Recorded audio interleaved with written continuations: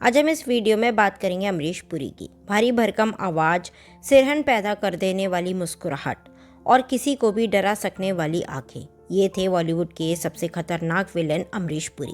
पुरी साहब जबरदस्त कलाकार थे। ये उनकी अदाकारी का ही कमाल था कि पर्दे पर निभाए उनके विलेन वाले किरदार, चाहे मिस्टर इंडिया का मोगैम्बो हो, तहलका का डोंग हो या दामिनी का इंद्रजीत सिंह चड्ढा, सारे कैरेक्टर्स अमर हैं। उनकी विलेन वाली इमेज का रियल लाइफ में भी लोगों में इतना खौफ था कि उनके बेटे के दोस्त उनके घर आने से इसलिए घबराते थे कि कहीं पुरी साहब से सामना ना हो जाए। मगर अपनी रियल लाइफ के उलट अमरीश पुरी एक उम्दा और दिलदार इंसान थे। हालांकि समय के पक्के थे, इतने पक्के कि लेट लतीफ़ी के चलते उन्होंने एक बार गोविंदा को थप्पड़ जड़ दिया था। वे अपने ज़माने के सबसे महंगे विलेन थे। कहा जाता है कि मिस्टर इंडिया के लिए उनकी फीस 1 करोड़ रुपए थी। कोई 22 साल की उम्र में उन्होंने फिल्मों में आने के लिए पहला ऑडिशन दिया, तब ये कहकर उन्हें रिजेक्ट कर दिया कि उनका चेहरा पथरीला सा है, हीरो के रोल में नहीं जचेंगे। फिर वो राज्य कर्मचारी बीमा निगम में सरकारी नौकरी पर लग गए। 20 साल से ज़्यादा वहीं रहे। फिर 40 की उम्र के आसपास बतौर विलन फिल्मों में कदम रखा। बस यही से उनकी ज़िंदगी बदली और वे भारतीय सिनेमा के सबसे बड़े विलन बनकर उभरे। अमरीश पुरी का जन्म 22 जून 1932 को पंजाब के नवांशहर में हुआ था। ये मशहूर गायक के सहगल के कज़न थे। वहीं इनके दोनों बड़े भाई चमन पुरी और मदन पुरी भी एक्टर थे। अमरीश ने शुरुआती पढ़ाई पंजाब में करने के बाद शिमला के BM कॉलेज से ग्रेजुएशन की थी। क्योंकि अमरीश के दोनों भाई हिंदी सिनेमा के जाने माने चेहरे थे, तो अमरीश को भी हीरो बनने का ख्वाब था। महज 22 साल की उम्र में अमरीश भी भाइयों के पास मुंबई पहुंच गए। यहाँ उन्हें एक हीरो के रोल के ऑडिशन के लिए बुलाया गया, लेकिन पहले ही ऑडिशन में ये फेल हो गए। कास्टिंग करने वाले व्यक्ति ने अमरीश को ये कहते हुए रिजेक्ट कर दिया कि इनका चेहरा बेहद पथरीला है।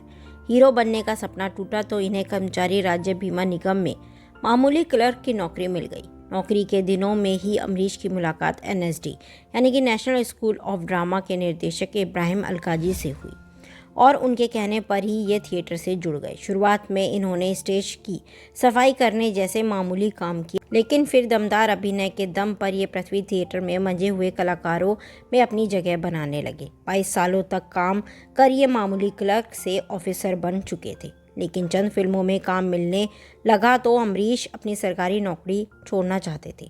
अमरीश अपने से कम उम्र रंगकर्मी सत्यदेव दुबे को अपना गुरु मानते थे। उन्हीं के कहने पर अमरीश ने नौकरी करना जारी रखा। नौकरी के बीच 1956 की फिल्म भाई भाई में अमरीश को एक मामूली चंद सेकंड का रोल मिला।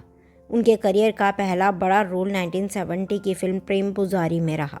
इस समय अमरीश 39 के थे। जब फिल्मों में अच्छा काम मिलने लगा तो अमरीश ने सरकारी नौकरी छोड़ दी और फिल्मों पर ही फोकस किया। 1980 की फिल्म हम 5 से अमरीश पुरी को देश भर में पहचान मिली और उन्हें दमदार अभिनय के बाद विलन के रोल मिलने लगे। विधाता में पहली बार अमरीश ने जगावर चौधरी नाम से विलन का रोल निभाया।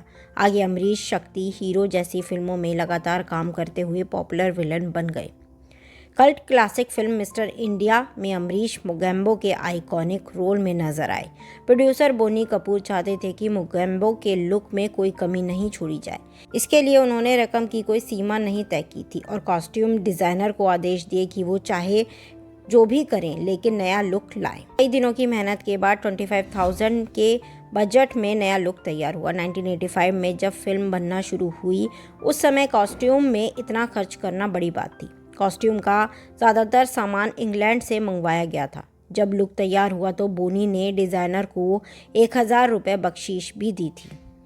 अपनी ऑटोबायोग्राफी में अमरीश पुरी ने लिखा था कि मोगैम्बो का रोल हिटलर से मिलता जुलता था, जिसका नाम क्लार्क गैबल स्टारर 1953 की हॉलीवुड फिल्म से लिया गया था। ऐसे में मोगैम्बो के रोल में ढलने के लिए अमरीश 20 दिनों तक अंधेरे कमरे में बंद रहे। उन्होंने कई दिनों तक उजाला नहीं देखा। अमरीश पुरी एक रेयर कलाकार थे, साथ ही उनके शरीर की बनावट भी हटकर थी। उन्हें दोनों पैरों में अलग अलग साइज़ के जूते आते थे। एक पैर का नाप 11 नंबर और दूसरे पैर का नाप 12 नंबर था। उनके कॉस्ट्यूम डिज़ाइनर माधव इतनी तरकीब से जूते डिज़ाइन करते थे कि उन्हें पता ही नहीं चलता था कि उन्होंने अलग अलग नंबर के जूते पहने।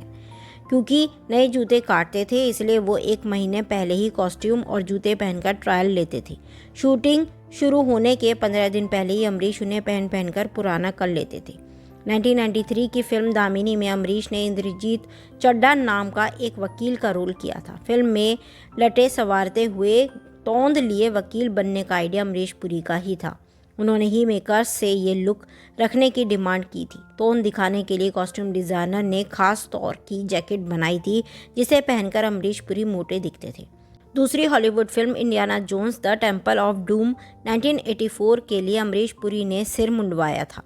इस लुक में वो इतने बेहतरीन लगे कि उन्होंने हमेशा ही गंजे रहने का फैसला किया। इसी के बाद अमरीश 1987 की फिल्म मिस्टर इंडिया में बिना बालों के मोगैम्बो के लुक में नजर आए। सबसे पहले अमरीश पुरी 1982 की हॉलीवुड फिल्म गांधी में नजर आए थे। हॉलीवुड डायरेक्टर रिचर्ड एटनबरो की ये फिल्म थी विदेशी, लेकिन इसमें कलाकार सारे भारतीय थे। इसके बाद अमरीश पुरी ने 1984 की film Indiana Jones the temple of doom में मौला राम के रोल में दिखे थे। दरअसल स्टीवन स्पिलबर्ग अमरीश की हिंदी फिल्म को देखकर इतना इम्प्रेस हुए थे कि वो अपनी फिल्म में उन्हें लेना चाहते थे। जब स्टीवन ने उन्हें ऑडिशन के लिए अमेरिका बुलाया तो उन्होंने यह कहते हुए इनकार कर दिया कि अगर ऑडिशन लेना है तो आप खुद हवेली पर आ जाइए। फिर जब गांधी के डायरेक्टर रिचर्ड एटनबरो ने समझाया तो अमरीश पुरी फिल्म के लिए राजी हो गए। 1984 की फिल्म इंडियाना जोन्स में अमरीश जिस मौला राम बाबा के किरदार में थे उसकी फिल्म में नेगेटिव छवि दिखाई गई थी। भारतीय पंडित की गलत छवि दिखाए जाने से भारतीय सेंसर बोर्ड को एतराज़ था, जिससे ये फिल्म भारत में रिलीज़ नहीं की। इंटरनेशनल स्टार बनने के बाद अमरीश को कई हॉलीवुड फिल्में मिली, लेकिन उन्हें ऐसे इंडियंस का रोल करना था जिनकी छवि डार्क और नेगेटिव दिखाई जाने वाली थी। ऐसे में अमरीश ने हॉलीवुड से रिश्ता तोड़ लिया और वापस भारत में आकर हिंदी फिल्मों में काम किया। अमरीश पुरी समय के बेहद पाबंद थे। उनके लिए 1 मिनट की कीमत काफ़ी ज़्यादा थी। अमरीश पुरी ने 80 के दशक में गोविंदा के साथ 2 कैदी और फर्ज जैसी फिल्मों में काम किया। एक दिन कॉल टाइम सुबह 9 बजे का होने के बावजूद गोविंदा शूटिंग पर शाम को 6 बजे पहुंचे। इस बात पर अमरीश इतना नाराज़ हुए कि पहले तो उन्होंने उन्हें खूब सुनाई, उसके बाद गुस्से में उन्हें थप्पड़ जड़ दिया। इसके बाद दोनों ने साथ में कभी कोई फिल्म नहीं की। नासिर हुसैन के निर्देशन में बनी 1985 की फिल्म जबरदस्त में अमरीश पुरी काम कर रहे थे। इस फिल्म में डायरेक्टर नासिर हुसैन के भतीजे आमिर उन्हें असिस्ट कर रहे थे। एक दिन अमरीश एक्शन सीन शूट करते हुए बार बार अपनी जगह बदल रहे थे और आमिर उन्हें बार बार टोक रहे थे। अमरीश नहीं जानते थे आमिर डायरेक्टर नासिर हुसैन के बेटे हैं। अब आमिर पर ध्यान देने से अमरीश को बार बार एक ही सीन शूट करना पड़ा तो उन्हें गुस्सा आ गया और वो चिढ़ गए और उन्होंने आमिर को खूब डांटा। सेट पर सन्नाटा छा गया। कुछ समय बाद नासिर अमरीश के पास गए और कहा कि आमिर की गलती नहीं है, वो आपकी गलती है। वो सीन को ठीक करवा रहे थे। अमरीश को बाद में पछतावा हुआ और उन्होंने आमिर से माफ़ी भी मांगी। एक फिल्म की शूटिंग के दौरान अमरीश को महज 15 मिनट का शॉट देना था। वो तैयार थे, लेकिन साथी कलाकार बार बार अपनी लाइन भूल रहे थे। शूटिंग में इतना समय लगा कि अमरीश गुस्से में सेट छोड़कर वहाँ से चले गए। डायरेक्टर सतीश कौशिक ने खूब कोशिश की और बाद में उन्हें मनाकर सीन शूट करवाया।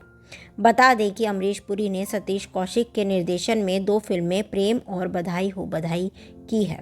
नेगेटिव रोल से शुरुआत करने वाले अमरीश पुरी ने 90 के दशक में पॉजिटिव रोल भी किए। उनका कद काफ़ी बढ़ चुका था और कई बार ऐसा भी होता था कि मुँह मांगी फीस न मिलने पर वो फिल्म छोड़ दिया करते थे।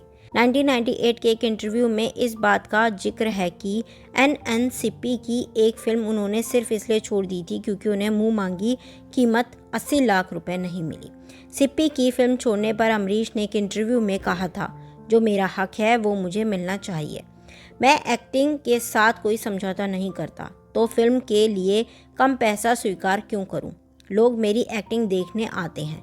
प्रोड्यूसर्स को पैसा मिलता है क्योंकि मैं फिल्म में होता हूं, तो क्या प्रोड्यूसर से मेरा चार्ज करना गलत है? जहां तक सिप्पी की फिल्म की बात है तो वह मैंने बहुत पहले साइन की थी। वादा था कि साल के अंत में फिल्म शुरू होगी, लेकिन 3 साल बीत चुके थे। मार्केट का भाव बढ़ गया था। अगर वो मुझे उतना पैसा नहीं दे सकते तो मैं उनकी फिल्म नहीं कर सकता। अमरीश पुरी अपनी आवाज़ के लिए अलग पहचान रखते थे। ऐसे में वो चाहते थे कि लोग ज़्यादा से ज़्यादा उनकी आवाज़ सिर्फ फिल्मों में ही सुने। ऐसे में कभी ऑडियो इंटरव्यू नहीं देते थे वो, या इंटरव्यू के दौरान अपनी आवाज़ रिकॉर्ड नहीं करने देते थे। अमरीश इंटरव्यू तभी देते थे जब रिकॉर्डर बंद होता था।